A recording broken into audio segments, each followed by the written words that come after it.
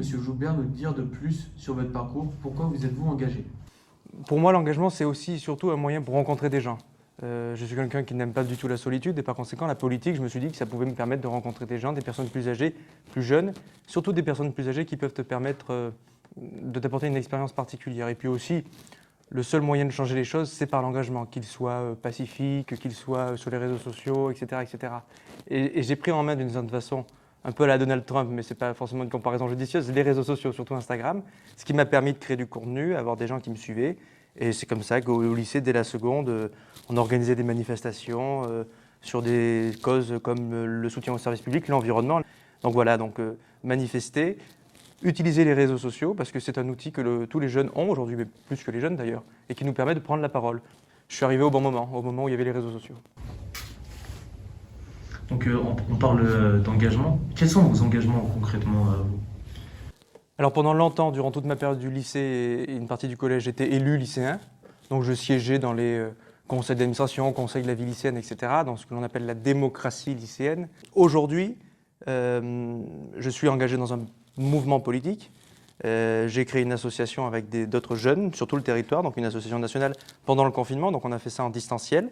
Donc on crée des visuels, on fait des live Twitch. On a pensé les live Twitch avant que Samuel Etienne fasse sa chaîne Twitch, mais il nous a un peu rattrapés. Donc je travaille surtout sur le plan national avec cette association-là. Et sur le local, je suis aussi syndiqué dans un syndicat étudiant, même si je ne suis pas actif à 100%. Et voilà ce qu'on peut dire aujourd'hui. Et pourquoi se bat votre association concrètement? Alors, Nouvelle Jeunesse Socialiste, on se pourrait dire socialiste, c'est lié au Parti Socialiste, mais ce n'est pas du tout le cas. Il y a des jeunes qui sont de la France Insoumise, qui passent à Europe Écologie Les Verts, au Parti Socialiste, et des jeunes non encartés, même à Lutte Ouvrière ou au NPA. Notre objectif, il est simple, c'est de dire que pour notre première présidentielle, c'est-à-dire laquelle on va voter en 2022, on ne veut ni choisir entre Emmanuel Macron, ni choisir entre Marine Le Pen. On dit que ce sont les deux faces d'une même pièce.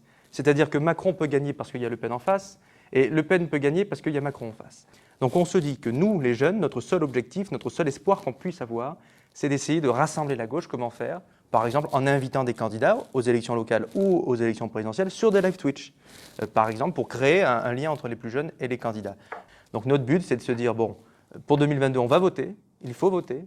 On peut aussi voter blanc, mais on va voter. Et on aimerait voter pour un candidat ou une candidate qui représente nos idées, qui sont à gauche. Et pour ce faire, il faut une union de la gauche. Et y a-t-il des acteurs tels des syndicats qui vous sollicitent pour mettre en avant leurs idéaux politiques sur la scène publique? Alors les liens entre syndicats et mouvements politiques, et encore notre association, ce n'est pas vraiment un parti politique, c'est plutôt un collectif de jeunes qui s'est mis en association pour avoir des bases juridiques solides. Mais il y a une charte, si je ne dis pas de bêtises, qui doit être la charte d'Amiens, qui régit les relations entre syndicats et partis politiques. C'est très compliqué parce que quelqu'un qui peut être engagé dans un parti politique ne peut pas prendre la parole forcément en tant que responsable politique s'il est syndiqué. Aujourd'hui, les relations entre syndicats et mouvements politiques, partis politiques, collectifs politiques sont très complexes malheureusement. Sauf que qu'est-ce qui doit être fait selon moi et selon beaucoup d'ailleurs?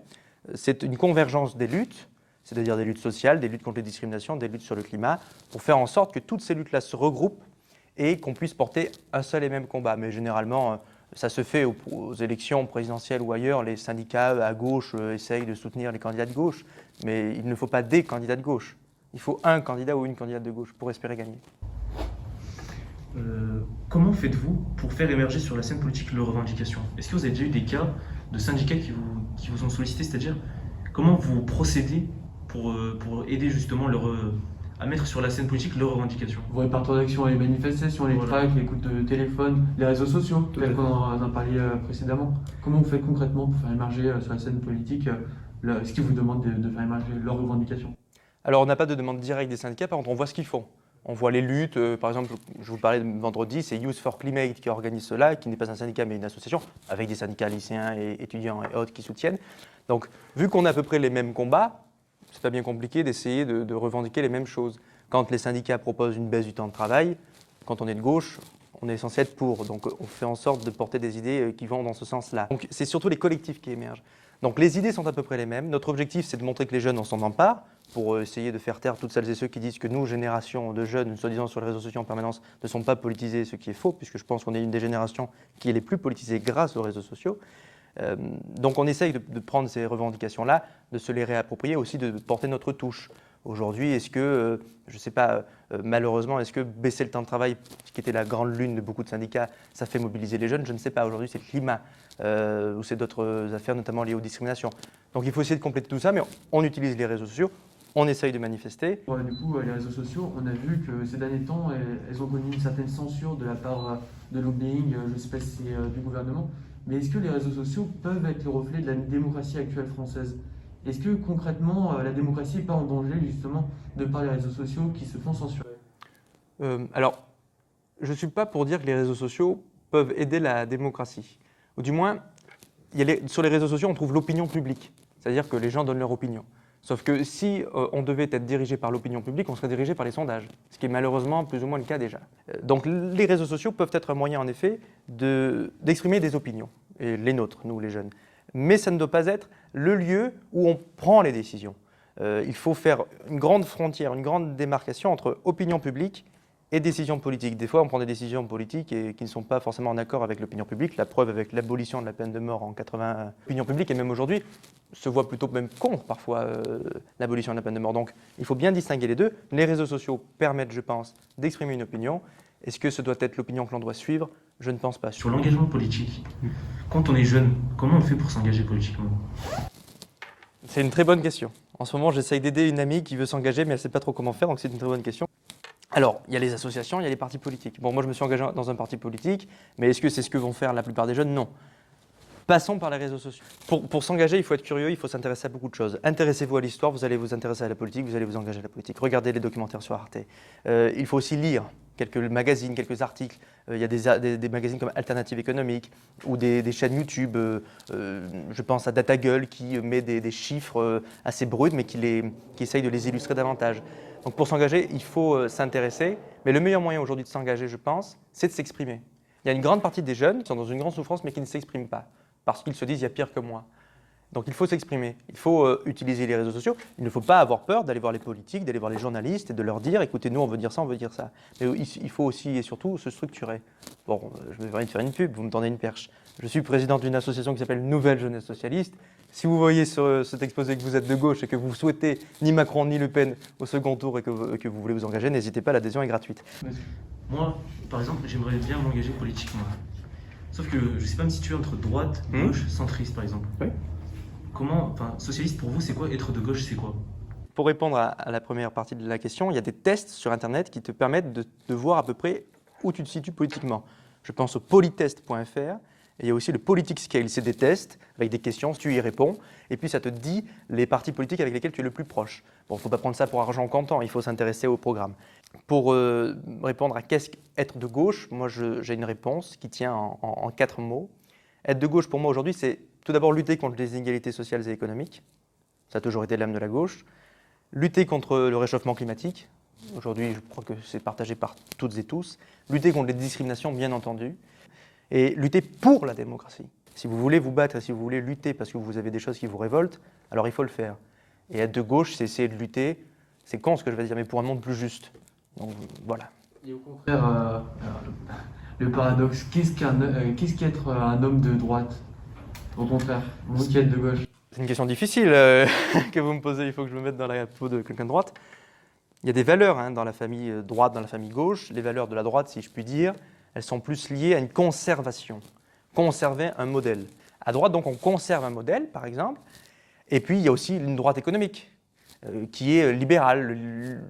Plus le libéralisme économique aujourd'hui, mais plutôt le néolibéralisme, qui dit, par exemple, le marché est la meilleure solution pour produire en l'état, et l'État, la France, permet de soutenir ce marché-là. Donc être de droite ou être de gauche, il faut se poser 2 questions. Quelle est la position sur le plan économique et quelle est la position sur le plan sociétal? C'est-à-dire sur le modèle de société que l'on souhaite et puis sur le modèle économique. Savoir, est-ce qu'il y a une gauche qui est conservatrice? Oui, d'une certaine façon. Conservatrice dans le sens où elle souhaite conserver des combats qui passaient étaient importants mais qui aujourd'hui ont perdu peut-être de leur superbe. Après, est-ce qu'il y a des gens de gauche qui sont conservateurs sur le plan sociétal? Oui. Que ce soit dans le Parti communiste, le PS, d'autres partis, il y a des gens, il y a des racistes, il y a des xénophobes, il y a des personnes qui souhaitent maintenir un système qui était celui d'avant. Par exemple, des conservateurs, tout ce qui est maoïste, tout ce qui est stalinistes, ça existe encore, ils sont tout autant conservateurs que celles et ceux qui sont à droite. Si on veut s'engager par exemple chez votre parti, chez Nouvelle Jeunesse Socialiste. Voilà, c'est ça. Comment on fait concrètement? Alors, c'est pas un parti parce que c'est beaucoup plus simple d'y adhérer. Voilà, c'est une association. Légalement, c'est une association loi 1901 qui ressemble plus à un collectif dans la façon de faire. On a un serveur Discord, on a des réseaux sociaux, on est beaucoup présent sur Discord. Il faut juste venir sur le serveur Discord. Il faut dire qu'on est membre, c'est-à-dire tu coches un truc vert, tu t'engages à rien, et tu participes ensuite à la façon de faire. Tu sais, la politique, et c'est un malheur parce que moi ça m'a beaucoup gêné à un moment donné, c'est surtout des groupes de potes qui s'organisent. Et quand tu souhaites rentrer dans un groupe de potes qui est déjà fait, ça dépend de l'ouverture de ce groupe de potes, s'ils souhaitent bien accueillir d'autres personnes. Donc on est plus un groupe d'amis qui ont des mêmes idées, avec le plaisir d'accueillir d'autres personnes. Et voilà, on essaye de se réunir. Là, on va se voir pour la première fois une grande partie vendredi. Ça fait déjà 3 mois qu'on travaille et on se voit, c'est très rapide. Et on travaille beaucoup en distanciel. Donc on est tout simplement sur des réseaux comme Discord ou Twitch qui, je pense, on peut toucher des jeunes, et pas que des étudiants, des jeunes aussi qui travaillent, auxquels on ne parle pas forcément en politique. Voilà. Juste pour terminer, moi j'ai 2 dernières questions. Est-ce que vous avez des liens avec des personnalités politiques? Alors, tout à l'heure a été cité le nom de François Hollande. C'est quelqu'un que j'apprécie parce qu'il m'a fait aimer la politique, avec lesquels cependant j'ai des désaccords, comme toute personnalité avec laquelle on peut discuter. Mais oui, je connais sans prétention, hein, parce que moi c'est quelqu'un que j'ai adulé à un moment donné. Je me suis intéressé à la politique grâce à lui. Ensuite j'ai pris du recul. Donc aujourd'hui je suis heureux de dire en effet que je connais François Hollande, avec qui je parle parfois, parce que c'est une sorte d'accomplissement, si je puis dire. Mais sinon, bien sûr, les élus locaux de ma ville, de mon département, parce que c'est ça aussi la politique, c'est de rencontrer les élus locaux qui agissent tous les jours, et puis peut-être un jour devenir élu local. Parce que on parle beaucoup de la politique en parlant des élus nationaux, mais en politique, c'est pas que tous des pourris, on entend souvent ce discours tous corrompus. La grande majorité des élus locaux, etc., sont là pour les concitoyens, pour leurs concitoyens. Donc, voilà. Et quelles sont vos actions avec votre association du coup? On a commencé à faire des live Twitch. On est en train de mettre ça en place parce qu'on voit bien que beaucoup de monde essaye d'aller sur Twitch. On a vu Jean Castex récemment et François Hollande aussi. On essaye de faire des live Twitch. Là, on travaille sur des tracks, sur des visuels. On passe beaucoup par les réseaux sociaux puisque vu que c'est du national, il y a une forte concentration en Auvergne tout de même parce que c'est là où ça a été lancé. On ne peut pas faire des choses ensemble pour le moment. Donc là, la première véritable action concrète sur le terrain qu'on va faire, ça va être à Paris vendredi. Si la manifestation est maintenue, puisque j'ai cru voir qu'il y avait des annonces qui allaient être faites jeudi, pour le climat. Donc on va se réunir et puis on va tabler sur les réseaux sociaux avec des live Twitch. Et on souhaite que les jeunes, qu'ils soient de gauche ou de droite, s'intéressent et viennent et posent des questions.